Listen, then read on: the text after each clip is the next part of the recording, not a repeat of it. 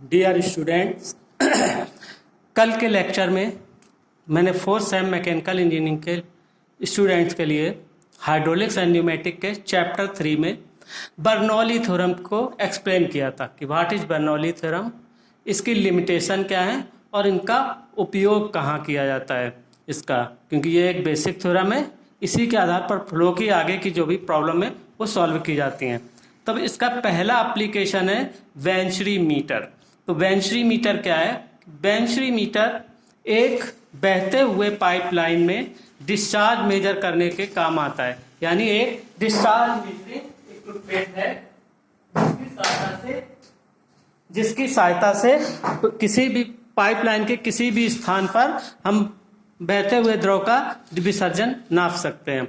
तो ये हर पाइप के साइज के हिसाब से अलग अलग तरीके से डिजाइन किया जाता है और फिर इसका लैब में कैलिब्रेशन करते हैं। यानी इसको फिर डिस्चार्ज मेजर करके एक्चुअल डिस्चार्ज और थ्योरेटिकल जो इसका फार्मूला आएगा उसमें एक कॉफिशिएंट निकालते हैं, मीटर कॉफिशिएंट, और फिर इसमें अंकित कर देते हैं और जिस जगह पर हमें डिस्चार्ज मेजर करना है पाइपलाइन में वहां पर फिट कर देंगे।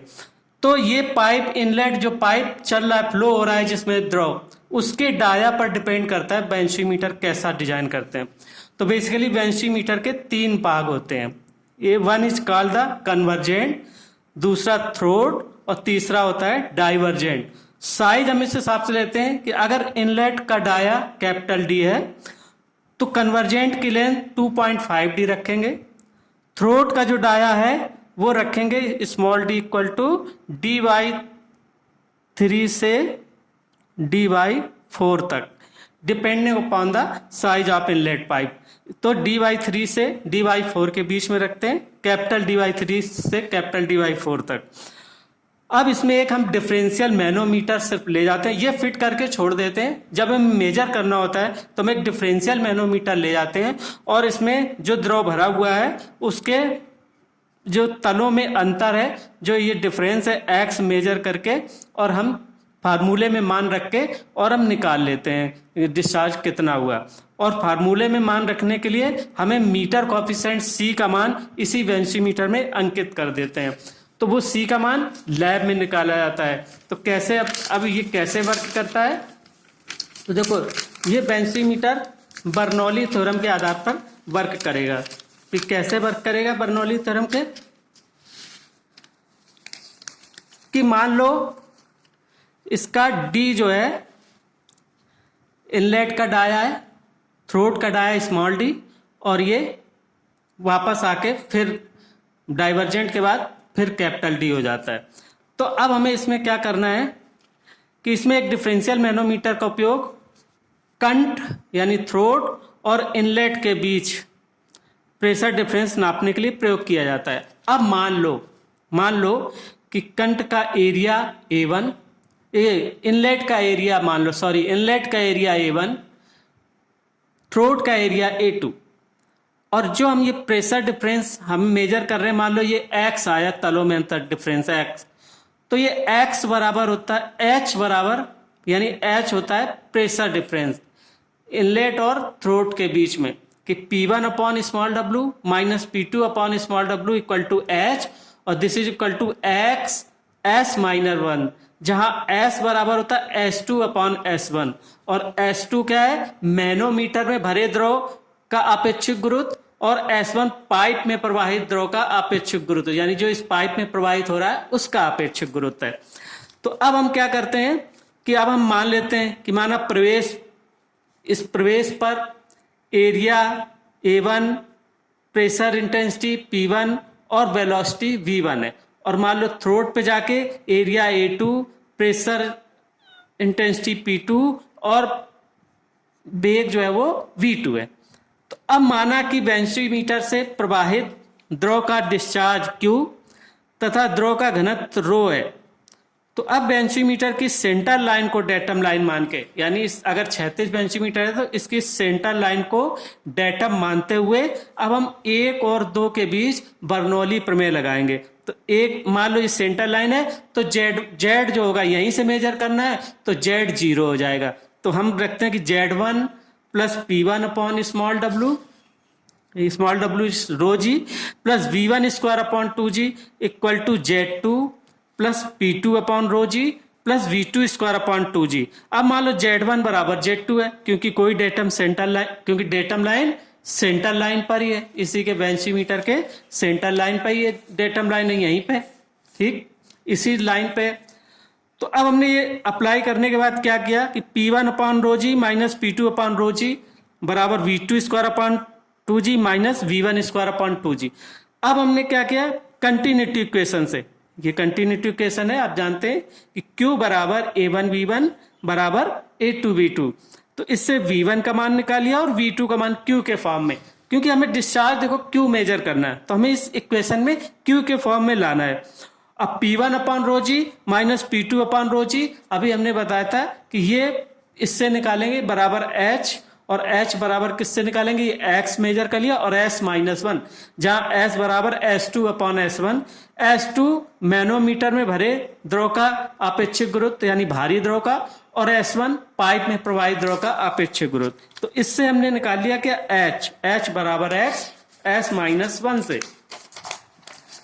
और इसको निकालने के बाद देखो भाई, तो अब हमने फिर समीकरण में मान रखा, ये समीकरण में जब मान रखा H बराबर V2 square upon 2G minus V1 square upon 2G को H बराबर Q upon A2 square minus Q upon A1 square upon 2G, तो Q जो है वो ये हो जाएगा Q स्क्वायर अपॉन 2G, अंदर हो जाएगा A1 square minus A2 square upon A1 A2 का स्क्वायर। तो Q बराबर क्या हो जाएगा, अब ये इसका हम रूट करेंगे तो A1 A2 स्क्वायर है, तो ये A1 A2 हो जाएगा, अंडर रूट 2GH हो जाएगा, और नीचे under root A1 square minus A2 square. अब हम क्या करते हैं कि इसको एक हम बेंसीमीटर कोफिशिएंट लेते हैं कि जिस भी पाइप लाइन, मालूम 4 इंच के डाया का डिजाइन करते हैं या 2 इंच की डाया के लिए बेंसीमीटर डिजाइन करते हैं, तो लैब में A1 A2 ये मान तो कांस्टेंट है, A1 is constant, A2 is constant और 2G इज आल्सो कांस्टेंट। तो हम इसको एक कांस्टेंट कैलकुलेट करके ही और मीटर के ऊपर लिख देंगे K बराबर दिस वन।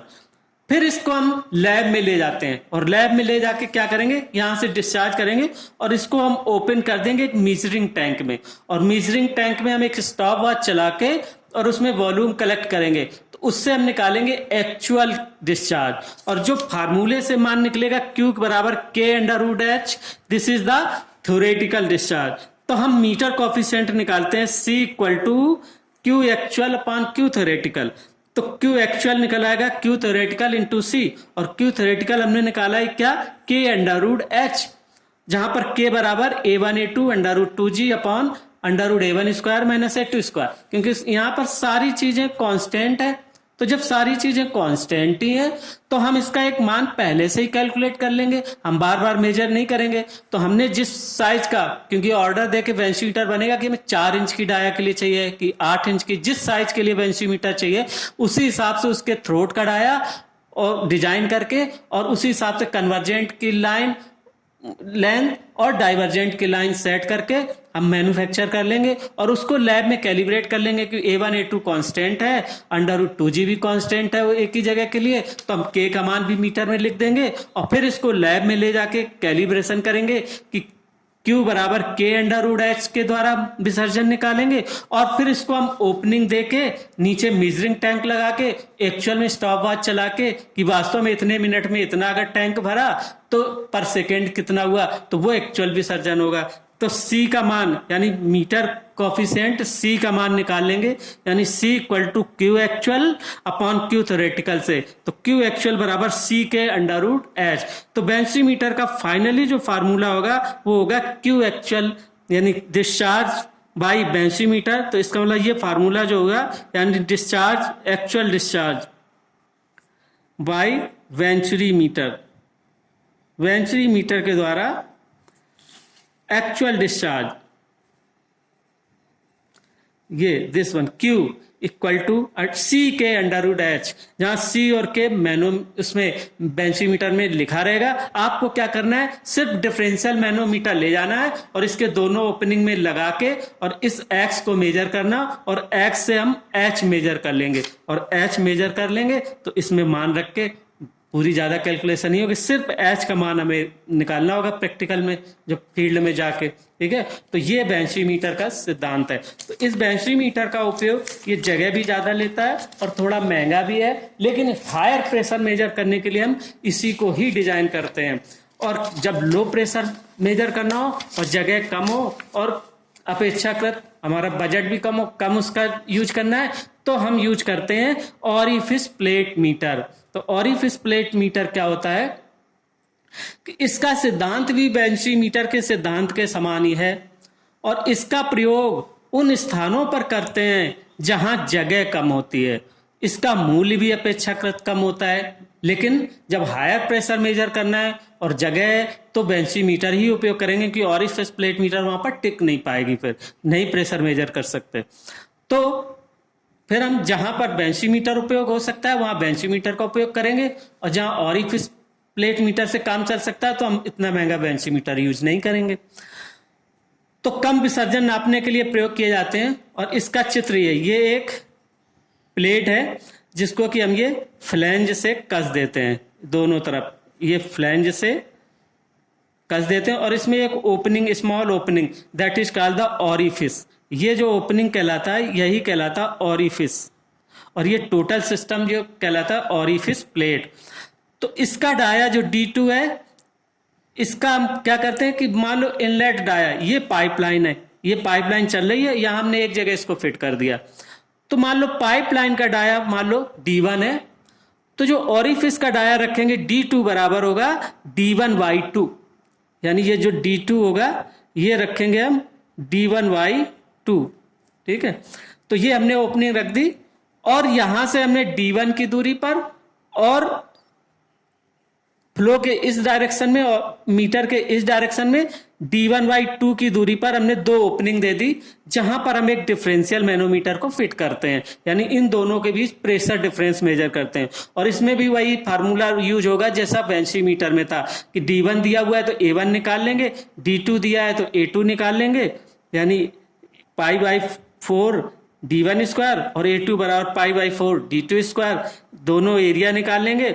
और इसका मीटर कोफिशिएंट कैसे निकालेंगे, यहां से फ्लो कराएंगे और यहीं पर हम ओपनिंग दे देंगे, और हम मीजरिंग टैंक में कलेक्ट हुआ वॉल्यूम निकालेंगे, क्योंकि जो डिस्चार्ज यहां से होके आ रहा है वही हम कलेक्ट करेंगे। तो वो होगा एक्चुअल डिस्चार्ज जो प्राप्त होता है, क्योंकि हाइड्रोलिक्स में जो भी है वो प्रैक्टिकल जो भी होता है उस पर आधारित होता है, सिर्फ थ्योरेटिकल से काम नहीं चलता, क्योंकि हमें मैनिपुलेट भी तो करना है। तो इस हिसाब से हम एक्चुअल डिस्चार्ज मेजर करके और इसके ऑरिफिस प्लेट मीटर का कोफिशिएंट निकाल लेंगे, यानी C, और this is C coefficient of friction या मीटर कोफिशिएंट है, और ये C इक्वल टू क्या होता है कि एक्चुअल डिस्चार्ज यानी वास्तविक विसर्जन अपॉन सैद्धांतिक थ्योरेटिकल डिस्चार्ज, ठीक। तो ये C मेजर करेंगे तो फार्मूला वही लागू होगा, Q बराबर C A1A2 √2GH upon √A1 square minus A2 square. और H कैसे निकालेंगे, H निकालेंगे H इक्वल टू ये डिफरेंशियल मैनोमीटर का ये पारे के तलों में अंतर X निकाल के, और वही S-1 जैसा कि बेंची मीटर में निकालते थे। तो सारा सिद्धांत वही है। तो आप इसको इस तरीके से निकाल सकते हैं कि Q बराबर C A1A2 √2GH upon √A1 square minus A2 square, या हम इसको ऐसे भी लिख सकते हैं कि Q बराबर C A2 √2GH upon 1 minus D2 upon D1 की पावर 4, अगर D1 D2 के फॉर्म लिखना है, नहीं तो आप ये भी लिख सकते हैं, ये भी फार्मूला ठीक है। तो ये हम यूज करते हैं ऑरिफिस प्लेट मीटर, यानी जब हमें कम विसर्जन नापना हो, जगह कम हो, तो इससे हमें कम कीमत का, कम मूल्य का ही हम इक्विपमेंट क्यों ना उपयोग करें, क्योंकि बेंची मीटर महंगा होता है, तो उतना महंगा इक्विपमेंट हम क्यों उपयोग करें। तीसरा एप्लीकेशन जो है आपके सिलेबस के अनुसार 3 ही इक्विपमेंट हैं, एक तो बेंची मीटर, ऑरिफिस प्लेट मीटर, और एक होती है पिटॉट ट्यूब। अब देखो पिटॉट ट्यूब क्या होती है। पिटॉट ट्यूब क्या होती है कि एक कांच की ट्यूब होती है जो 90 डिग्री पर मुड़ी हुई होती है ना, यानी 90 डिग्री पर मुड़ी हुई एक कांच की ट्यूब होती है, इसकी सहायता से किसी ओपन चैनल में यानी खुली चैनल में, जैसे नाली है, नाले हैं, इनमें हमें उस द्रव की जो फ्लो कर रहा है द्रव चैनल में, जो ओपन चैनल में द्रव फ्लो कर रहा है, तो उसकी हमें वेलोसिटी मेजर करने के लिए इसका उपयोग किया जाता है। ठीक है, तो अब इसके लिए क्या करते हैं कि हम 90 डिग्री मोड़ देते हैं और इसको प्रवाह की दिशा के समांतर और अपोजिट डायरेक्शन में इसका मुंह रखते हैं, यानी ये दोनों साइड से ओपन होती है। इसकी जो नली होती है वो दोनों साइड से ओपन होती है। तो ये छोटी नली होती है और ये ट्यूब बड़ी होती है, यानी वर्टिकल वाली बड़ी होती है, और जो हम पैरेलल रखते हैं फ्लो के वो छोटी होती है। और इसको हम लगभग उस चैनल के सेंटर के राउंड अबाउट इसको हम फिट करते हैं, सेंटर या उससे थोड़ा नीचे। तो इसको हम फ्लो का डायरेक्शन अगर ये है राइट साइड की ओर, तो हम इसको लेफ्ट साइड की ओर मुंह करके इसको रखते हैं। तो द्रव प्रवाह की गति नापने के लिए पिटॉट ट्यूब को पानी में इस प्रकार रखते हैं कि नली की छोटी भुजा द्रव प्रवाह की दिशा के विपरीत तथा प्रवाह के पैरेलल रहे। नली दोनों सिरों पर खुली होती है, जिससे छोटी भुजा से द्रव ऊपर की ओर नली में तब तक चढ़ता है जब तक कि उसकी सारी गतिज ऊर्जा, ये जो यहाँ पर काइनेटिक एनर्जी होती है पॉइंट 1 पर, इसके एंटर करने से पहले इसमें काइनेटिक एनर्जी होती है। अब ये काइनेटिक एनर्जी किस में बदल जाती है? स्टैटिक एनर्जी में। ठीक है, स्टैटिक एनर्जी में बदल जाती है, तब तक इसके अंदर द्रव प्रवेश करता रहेगा।